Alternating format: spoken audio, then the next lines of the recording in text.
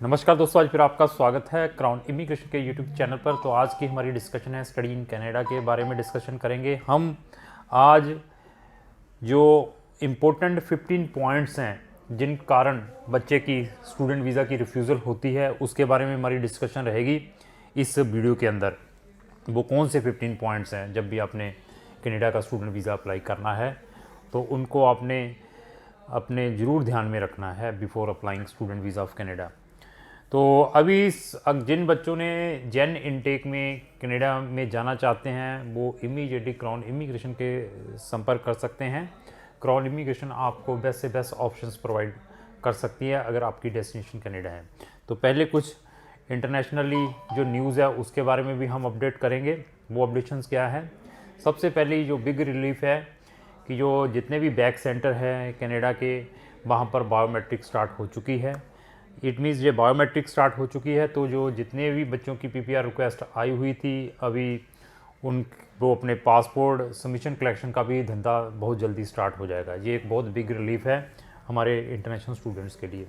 Even वहाँ की airline ने अपना जो अभी फ़्लाइट्स हैं एक्सटेंड की है जुलाई तक के लिए, इसकी न्यूज़ है कनाडा की। और साथ में यूएसए की अगर आप स्टूडेंट वीज़ा अपॉइंटमेंट लेना चाहते हैं, अगर आप बहुत पिछले टाइम से सफ़र हैं तो यूएस गवर्नमेंट ने अपने वीज़ा अपॉइंटमेंट के सारे स्लॉट्स ओपन कर दिए हैं। तो आप इमीडिएटली अपनी यूएसए की वीज़ा अपॉइंटमेंट को रीशेड्यूल करवा सकते हैं अगर किसी भी कैटेगरी की है। This is also a big relief.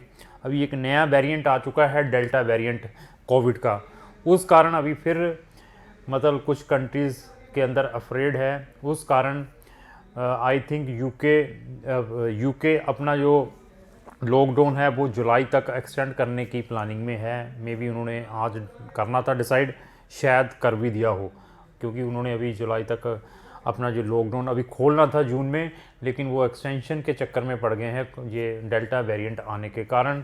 और यूरोप की भी कुछ कंट्री इससे अफ्रेड है कि यार ये डेल्टा वेरिएंट तो सबसे ख़तरनाक वेरिएंट लगता है, तो वो भी सोच रहे हैं। फ्रांस में ऐसे कुछ केसेस पाए गए हैं। चलो हम अपने टॉपिक के ऊपर आते हैं कि जब भी आपने स्टूडेंट वीज़ा अप्लाई करना है कनाडा का तो उसमें ये 15 पॉइंट्स जिस कारण बच्चों की रिफ्यूज़ल आती है इसको ज़रूर अपने ध्यान के अंदर रखना है।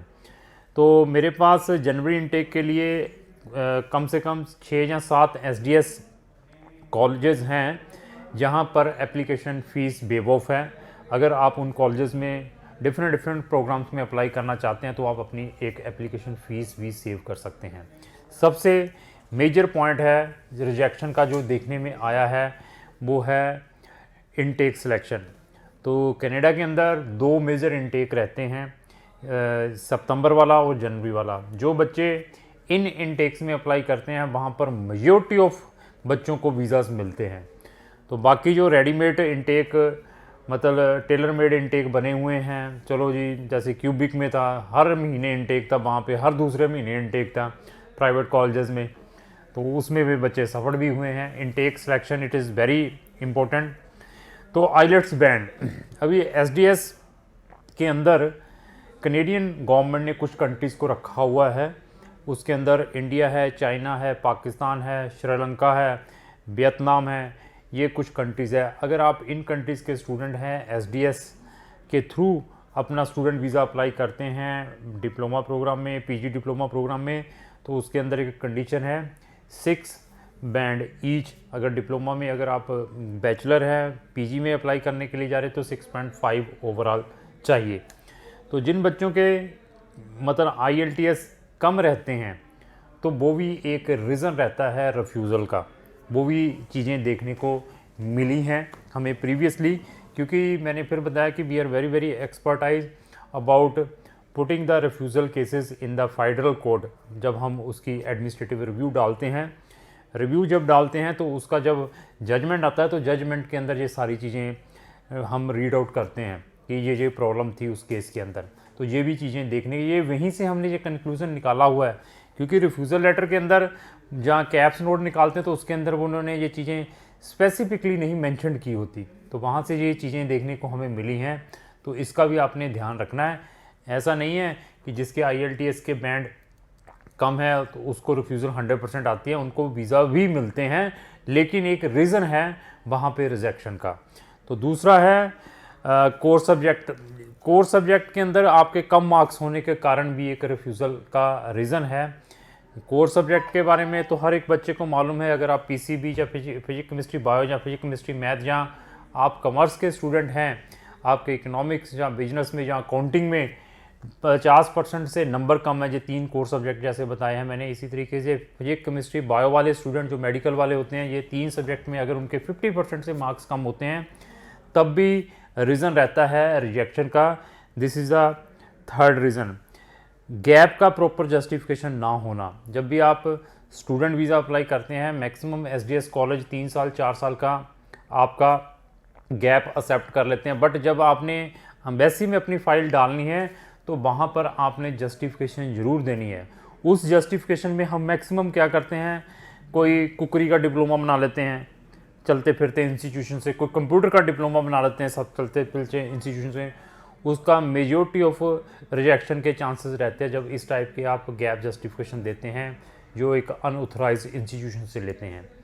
हाँ, उस गैप के अंदर अगर आपका कोई जॉब एक्सपीरियंस है, आपने अपना जो एक्सपीरियंस लेटर है प्रॉपरली ड्राफ्ट किया हुआ है, उसके अंदर अपनी job and responsibility and timing mention की हुई है, सैलरी मेंशन की हुई है, और अगर आपकी 1-2 सैलरी बैंक के थ्रू आती है, आप कोई इनकम टैक्स रिटर्न भरते हैं, तो वो बहुत ही एक ऑथेंटिकेट डॉक्यूमेंट है। जब भी हमारे पास कोई गैप वाला स्टूडेंट आता है तो उसको हम प्रॉपरली इस टाइप की जस्टिफिकेशंस देते हैं। SOP, not properly preparing the SOP. SOP भी बहुत ही इंपॉर्टेंट डॉक्यूमेंट है जिसको हम स्टेटमेंट ऑफ पर्पस या मोटिवेशन लेटर कहते हैं। तो ये भी बहुत इंपॉर्टेंट डॉक्यूमेंट है। इसके अंदर भी आपने प्रॉपरली ईच एंड एवरी चीज़ को एलेबोरेट करना है। इसके अंदर अपनी इंटेंशंस ज़रूर आपने मेंशन करनी है कि आपकी वहाँ पर intention just for higher study की है, आपने वहाँ पर कंप्लीट स्टडी कंप्लीट करने के बाद इंडिया आकर इस टाइप का बिजनेस स्टार्ट करना है या इस टाइप की मल्टीनेशनल कंपनीज में जॉब करनी है। इवन उस एसओपी के अंदर अगर आप अपनी स्ट्रॉन्ग टाइज भी मेंशन कर दें, अगर आपके पेरेंट्स के आप सिंगल बच्चे हैं तो उसके बारे में लिखिए, अपनी प्रॉपर्टीज़ के बारे में भी लिख सकते हैं कि आपके पास इतनी प्रॉपर्टी है जिसका आप एक अकेले वारिस हैं। इस टाइप की चीज़ें अगर आप मोटिवेशन लेटर में भी लिखेंगे तो उसमें भी सामने वाले को मतलब मिलता है कि बेटे से मिलती है, सामने वाला देखता है कि हाँ इसने बहुत कुछ। कंसल्टेंट एसओपी नहीं लगाते, ये भी एक रिजेक्शन का रीज़न रहता है। Selection of course, this is the मतलब एक आम रीज़न है जो कि आपके कैप्स नोट के अंदर भी मेंशन किया जाता है, आपका जब रिफ्यूज़ल आता है उसके अंदर भी मेंशन किया जाता है। अगर आपका प्रोस्पेक्टिव कोर्स आपकी प्रीवियस स्टडी के साथ नहीं कोरिलेट करता, और उसका भी एक रीज़न रहता है रिफ्यूज़ल का। अगर वो कोरिलेट नहीं करता तो आप वो कोर्स स्पेसिफिकली क्यों ले रहे हैं, उसकी अगर एक कंक्रीट एसओपी नहीं है तब भी एक रिफ्यूज़ल का रीज़न रहता है। तो आपका selection of course is very very important जब भी आपने कनाडा में अपना स्टूडेंट अप्लाई वीज़ा करना है। तो जब हम एक और रीज़न रहता है जब हम एसडीएस और नॉन एसडीएस के अंदर अप्लाई करते हैं, जब हम प्राइवेट कॉलेजेस में और एक एसडीएस कॉलेजेस में अप्लाई करते हैं तो ये भी एक रीज़न रहता है कि अगर आपने प्राइवेट कॉलेज का भी वीज़ाज आते हैं, but majority of visas SDS वाले कॉलेजेस को वहाँ के आईआरसीसी ग्रांट करती है। इसी तरीके से अनफिट इन मेडिकल में अनफिट का भी रीज़न रहता है जब आप अपना ये केस स्टूडेंट का डालते हैं, लेकिन ये एक्सेप्शनल चांसेस होते हैं। मेडिकल का आपकी केस के साथ कोई लेना देना नहीं है, बट आप मेडिकली फ़िट होने ज़रूरी हैं। उनके मेडिकल के कुछ कैटेगरीज हैं जिसमें आप फिट होना जरूरी है। अगर आप अनफिट होते हैं, उसके कारण भी मेरे पास ऐसे केसेस आए हैं, बच्चों के केस रिफ्यूज़ हुए हैं। इसी तरीके से फ़ंड जस्टिफिकेशन, जो बच्चे सिर्फ जीआईसी लगाकर जिनकी स्टडी 1 साल की है तो वो तो मैं एक्सेप्टेबल है, उन्होंने अपने लिविंग एक्सपेंसेस साथ में लिए हुए हैं, जहाँ अपनी 1 साल की फ़ीस आपने ट्रांसफ़र करवाई हुई है। अगर आपकी स्टडी 1 साल से ज़्यादा है, उन बच्चों से स्ट्रॉन्गली रिकमेंडेशन है वो साथ में एडिशनल फ़ंड ज़रूर लगाएं जीआईसी के अलावा। वो एडिशनल फ़ंड आप अपने पेरेंट्स के लगा सकते हैं, हो सके तो साथ में अपने पेरेंट्स के जीपीएफ अकाउंट की, जहां आपके पेरेंट्स के नाम पर कोई शेयर हैं उसकी भी डिटेल्स लगा सकते हैं। अगर सेविंग्स में पड़े हुए एफडीआर्स हैं तो उसका बहुत ही बढ़िया है, ताकि वीज़ा ऑफिसर सामने वाला सेटिस्फाई हो सकता है कि हाँ आपके पास सोर्स ऑफ इनकम, आपके फादर इसमें जॉब या बिजनेस कर रहे हैं और साथ में इतने फंड भी पड़े हुए हैं। ये भी एक रीज़न रहा है रिफ्यूज़ल का। यूजिंग द फेक डॉक्यूमेंट लगाने के कारण भी बहुत सारे बच्चों के वीज़ा से रिफ्यूज़ हुए हैं। जब भी आपने स्टूडेंट वीज़ा कनाडा का अप्लाई करना है तो कोई भी फेक डॉक्यूमेंट यूज़ नहीं करना है, उसको अवॉइड करना है, क्योंकि कनेडियन गवर्नमेंट IRCC पिछले 3 साल से बहुत ज़्यादा स्ट्रिक्ट है टुवर्ड्स फेक डॉक्यूमेंट लगाकर आप जो अपना वीज़ा लेने की कोशिश करते हैं।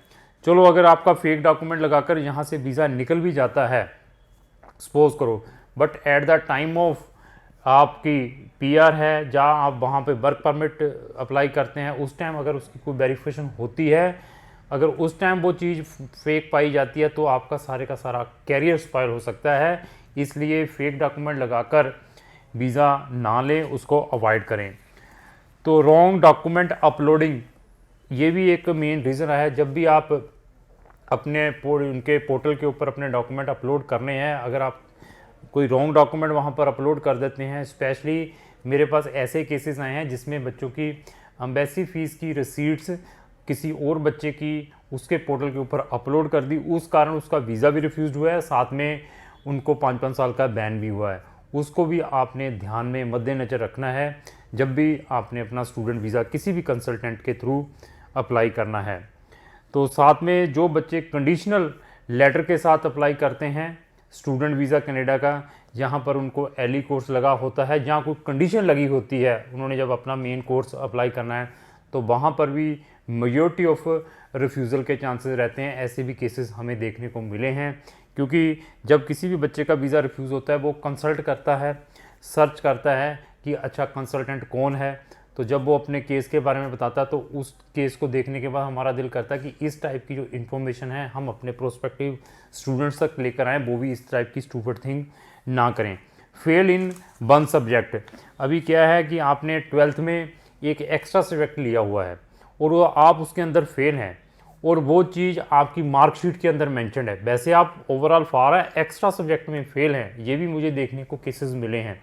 जैसे आप फिजिक्स केमिस्ट्री मैथ के स्टूडेंट हैं लेकिन आपने एक्स्ट्रा, या फिजिक्स केमिस्ट्री बायो के स्टूडेंट हैं लेकिन आपने एक्स्ट्रा मैथ लिया हुआ है और मैथ में फेल हो चुके हैं, वो आपकी मार्कशीट के अंदर मेंशन्ड है। तो वो भी लुक आफ्टर मतलब अच्छा दिखाई नहीं देता आपकी मार्कशीट के ऊपर, उसका भी रीज़न रहा है रिफ्यूज़ल का। तो ये मैंने आपको 15 रीज़न्स बताए हैं रिफ्यूज़ल के, जिन कारण बच्चों के वीज़ा आम रिफ्यूज़ होते हैं। अभी मैं कुछ और इम्पोर्टेंट चीज़ें बता दूं। जब भी आपने अपना केस अप्लाई करना है, GC की जो भी आपका कंसल्टेंट क्रिएट करता है उसका यूज़र नेम पासवर्ड आप एटलीस्ट अपने पास ज़रूर रखें, उसके ऊपर क्या अपडेशन चल रही हैं, क्योंकि कंसल्टेंट के पास हज़ारों केस चल रहे हैं, वो हर एक बच्चे की तो चेक नहीं कर सकता। आप इंडिविजुअल हैं, आप उसको रेगुलर चेक कर सकते हैं आपके पोर्टल के ऊपर क्या अप एंड डाउन हो रहा है।